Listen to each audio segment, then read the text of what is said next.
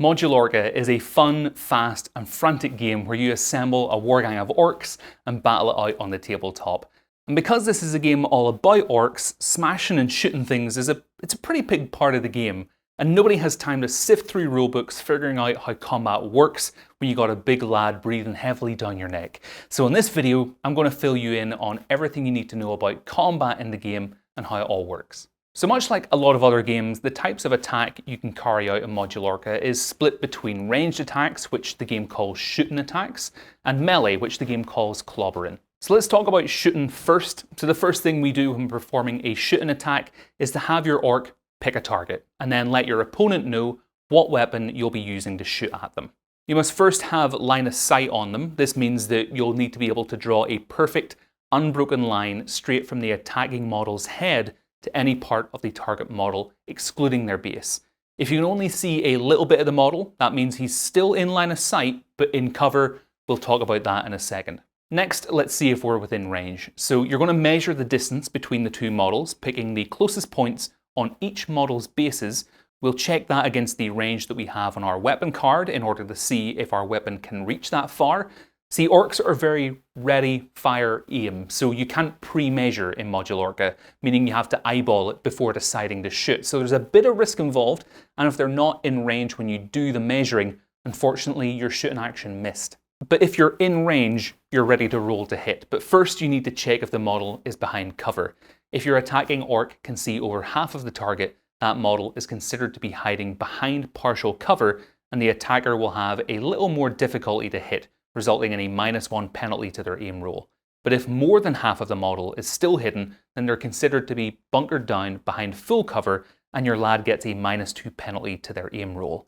Of course, if you can't see any of the target, you don't have line of sight, and if the model is completely visible with 0 obstructions, they aren't in cover, so no penalty. Friendly models between you and your target won't affect line of sight, but enemy models will block line of sight and act as cover. With cover having such a big impact on aiming, it's crucial to keeping your lads alive and in the fight. So with cover modifiers worked out, next up we need to check if your lad's aim is good enough to hit. Every model has an aim score, which determines how good they are at hitting their targets. We roll a 6-sided dice, add cover modifiers, plus any other modifiers from things like war gear, and if that number is higher than the model's aim score, then the shot hits.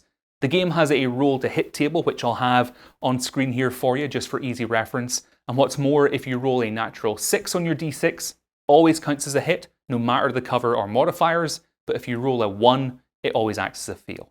Every weapon has a power score, which determines how much damage it does when it hits. Take that power score and subtract it from your target's HP.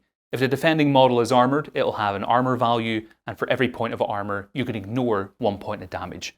Weapons might also have some special effects. Maybe they stun the target or set them on fire, and those effects are applied right after you resolve the damage. If the target's health is reduced to 0, then they're downed.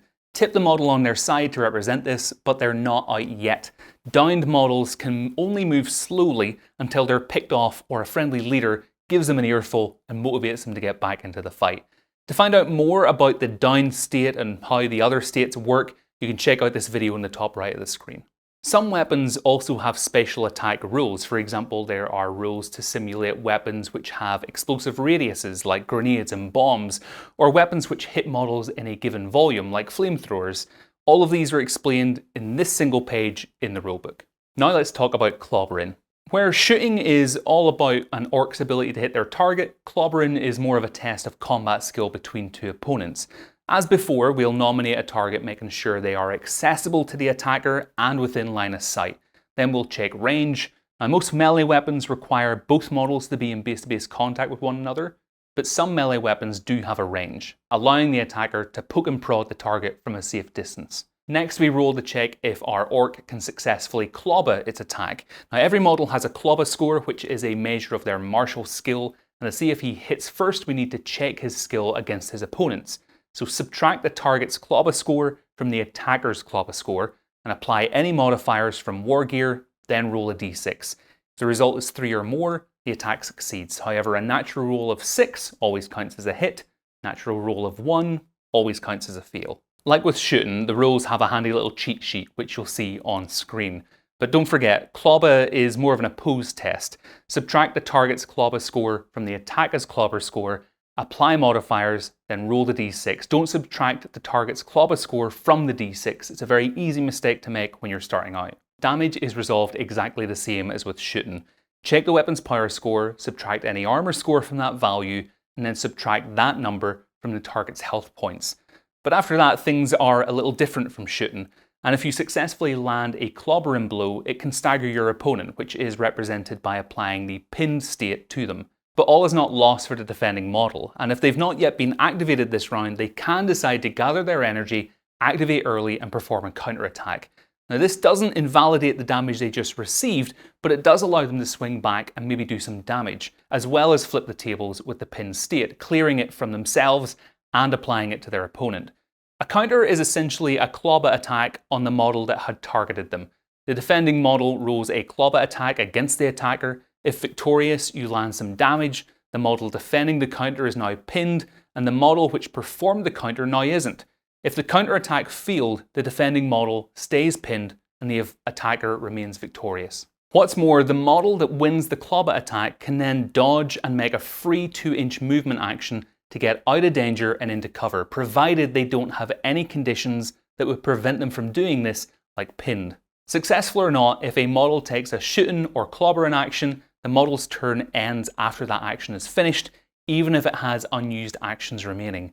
If you've played other tabletop games, this might all look a bit simple, because it is. Modulorka's core rules are super straightforward, but that doesn't mean that the game is. The complexity and crunch comes from the war gear itself.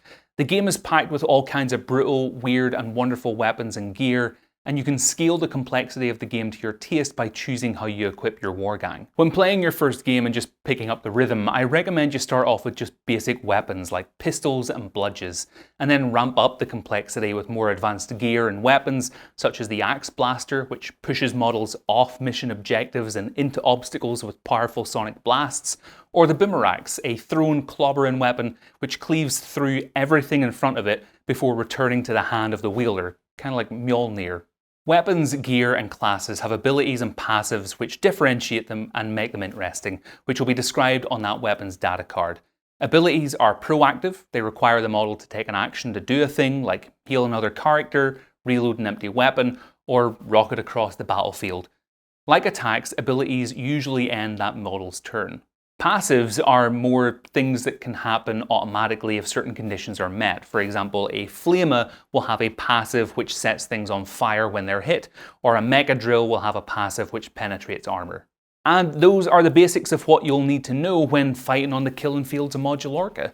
To learn more about special attacks and weapons, you can download all the rules, cards, and everything you need to play from Modulorka.com. The link's in the description. It's 100% free. Or if you want to watch a Modulorka battle report to see what the game is like, you can click on the video on the screen.